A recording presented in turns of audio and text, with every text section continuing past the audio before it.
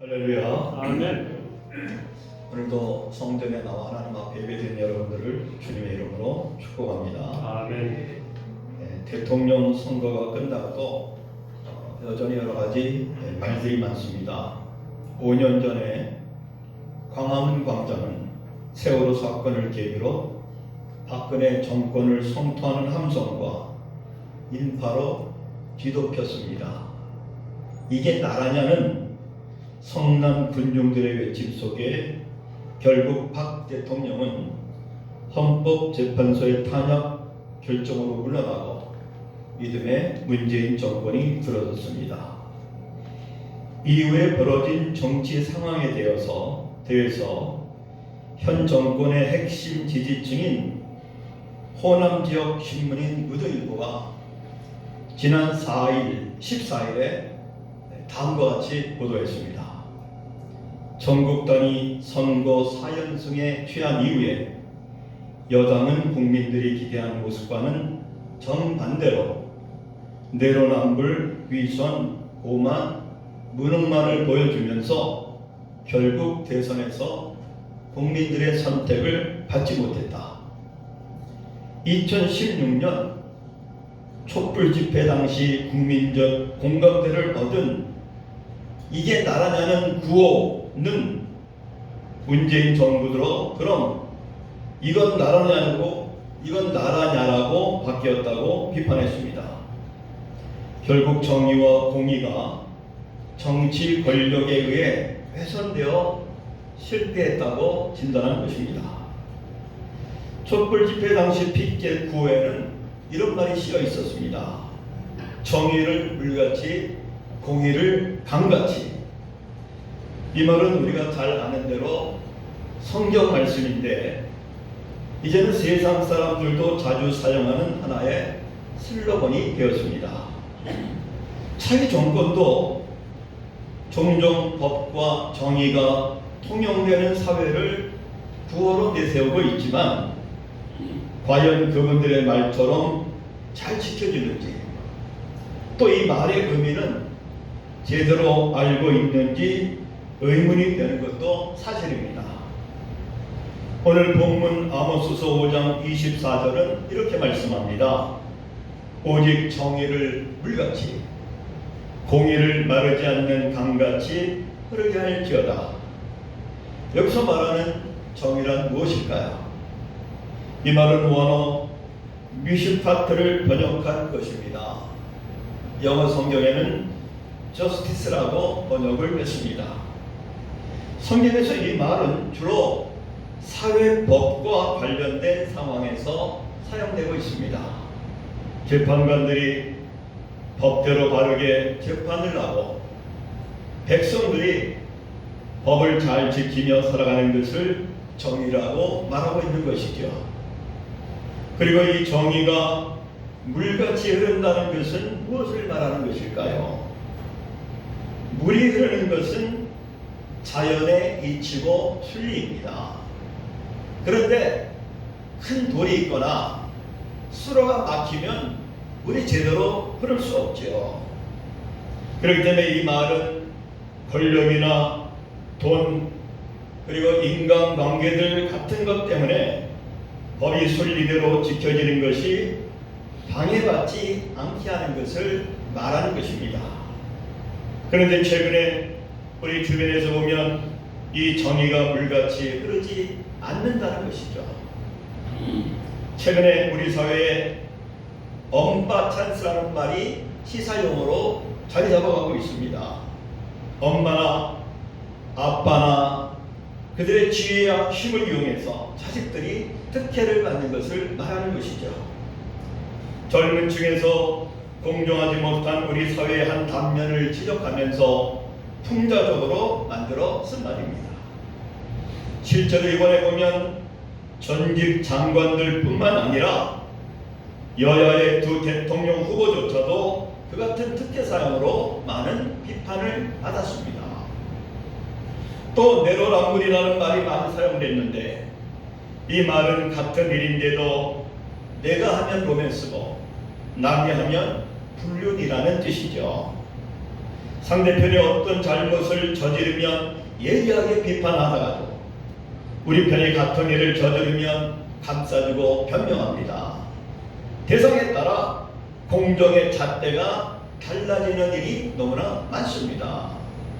둘 다 권력과 돈에 따라 법의 잣대가 달라지고 내 편이냐 아니냐에 따라 정의가 제대로 작동하지 못하는 현 세대를 꼬집는 말입니다. 물론 이런 사회는 정의가 물같이 흐르는 사회는 아닐 것입니다. 다음으로 공의를 마르지 않는 강같이 흐르게 하라고 말씀했습니다. 공의는 무엇이겠습니까? 이 말은 원어 체다카를 번역한 것입니다. 성경에서 이 말은 주로 하나님의 법과 관련된 상황에서 사용되고 있습니다. 다시 말해서 의로우시고 선하신 하나님의 뜻을 따라 살아가는 것을 공의라고 말하는 것입니다. 성경에는 이 뜻에 대해서 굉장히 쉽고 자세하게 설명합니다.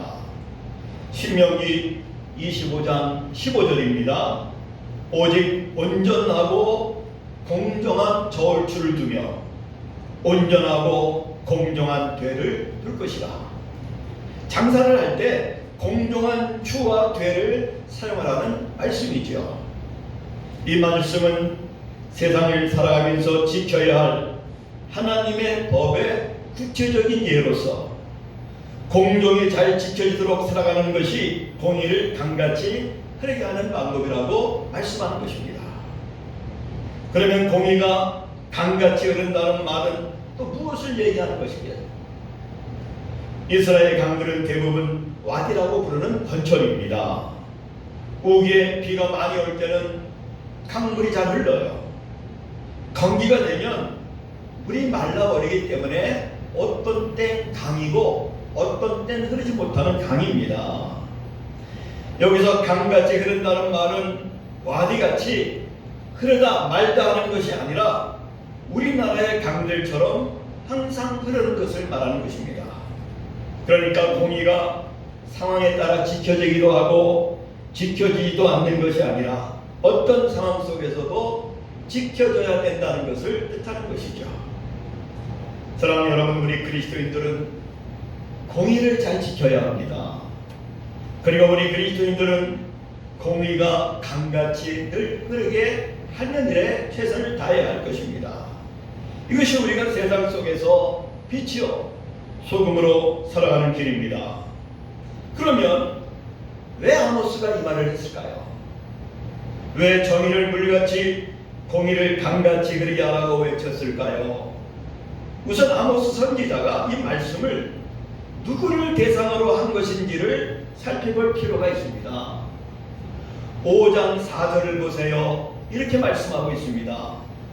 여호와께서 이스라엘 족속에게 이와 같이 말씀하시기를. 다시 말하면 자신이 하나님의 백성이라고 자랑스럽게 생각하는 사람들에게 하신 말씀이라는 것이죠. 스스로 하나님의 백성이라고 여기고 하나님을 섬기고 예배하는 일에 헌신하고 있다고 자부하는 사람들이 정의를 물같이 공의를 강같이 흐르게 하지 못하고 있기 때문입니다. 언론의 분석에 따르면 코로나 사태가 일어난 후 우리 사회에서 가장 큰 타격을 받은 것 중에 하나가 기독교회라고 합니다.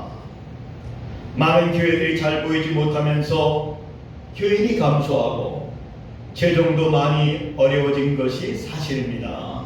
그러나 그것보다 더 큰 타격은 이미지 실추에 있습니다. 기독교의 신뢰도가 지난 10년간 그래도 약 32% 정도를 유지했는데 이번 코로나 사태 이후에 11%가 빠져서 21%가 되었어요. 한국교회가 코로나 사태 후 이렇게까지 타격을 받게 된 것은 신천지 2단은 제외하더라도 초기 2차례 집단 감염 확산이 두 기독교 선교단체에서 시작됐기 때문입니다. 제가 우리 교회 홈페이지에 자세히 실었습니다마는 하나님 인터콤이라는 선교단체가 운영하는 상주의 열방 선교센터에서 시작된 집단 감염입니다. 또 다른 하나는 IM 선교회가 운영하는 몇몇 국제 학교들에서 시작된 집단 감염이었어요. 그런데 아이러니한 것은 이 두 단체가 모두 신앙적인 면에서 타의 추종을 불허할 정도로 열심히 하는 것이죠. 영적인 훈련에 철저합니다. 복음을 전하기 위해 평신도 선교사로 자원하여 헌신하도록 훈련시키는 곳이에요. 그리고 다음 세대를 복음의 사람으로 교육하기 위해 따로 국제학교를 세워서 교육하는 유명한 곳입니다. 그런데 이런 곳에서 기본적인 박영 원칙을 지키지 않은 것이죠. 사회적 거리두기로 집합 금지를 하고 있는 상황에서 대규모 집회를 벌이고 합숙하고 대면 수업을 진행하다가 집단 감염이 일어난 것입니다. 그리고 방역 수칙에 대한 교육 없이 곳곳으로 흩어져 대규모 집단 감염을 확산시킨 것입니다. 가뜩이나 사회적 거리두기의 피로도가 쌓여있고 소상공인들이 더 이상 견디기 힘든 한계 상황에 몰려있는 처참한 상황입니다. 그런데 이 두 곳의 집단 감염으로 상황이 더 악화되었어요. 언론과 세상 사람들의 원성과 질타가 쏟아졌습니다. 심지어 일부 사람들은 교회를 향해서 계란을 던지기까지 했다고 뉴스에 보도되었습니다. 이것이 바로 아모스 선지자가 정의를 물같이 공의를 강같이 흐르게 하라고 질타한 그 상황이에요. 본문 21절 이해해 보세요. 간략해서 말씀을 드리면 내가 너희 절기와 성회를 미워하여 멸시하며 기뻐하지 아니하나니 내 노랫소리를 내 앞에서 그칠지어다. 그리고 나온 말씀이 오직 정의를 물같이 공의를 마르지 않는 강같이 흐르게 할지어다. 본문 말씀을 보면 아모스 선지자가 정의를 물같이 공의를 강같이 흐르게 하는 일은 뒤로하고 하나님께 드리는 예배에만 집중하고 있다는 것을 질타하고 있는 것이에요. 이것은 당시 하나님의 백성들이 하나님과의 관계에 치중한다고 하면서 사람과의 관계는 소홀히 했다는 것을 보여주고 있는 내용입니다. 오늘도 이런 일들이 빈번히 일어나고 있습니다. 신앙이 좋다고 하는 사람들이 신앙생활은 잘하는데 인간관계, 가정생활, 학교생활, 직장, 사회생활에 문제가 있는 사람들이 너무너무 많습니다. 우리는 그리스도인으로서 예수님께서 가르치신 말씀을 잘 지켜야 할 것입니다. 주님의 말씀은 진리입니다. 그 진리가 우리 모두를 지혜롭고 자유롭게 하는 것입니다. 마태복음 22장 37절에서 주님이 뭐라고 말씀하셨습니까? 내 마음을 다하고 목숨을 다하고 뜻을 다하여 주 너희 하나님을 사랑하라 하셨으니 이것이 크고 첫째 되는 계명이요 둘째도 그와 같으니 내 이웃을 내 자신같이 사랑하라 하셨으니 이 두 계명이 온 율법과 선지자의 강령입니다. 성경에 나타난 하나님의 말씀을 크게 두 계명으로 요약하면 하나는 하나님의 사랑이고 다른 하나는 이웃사랑이라는 것이죠.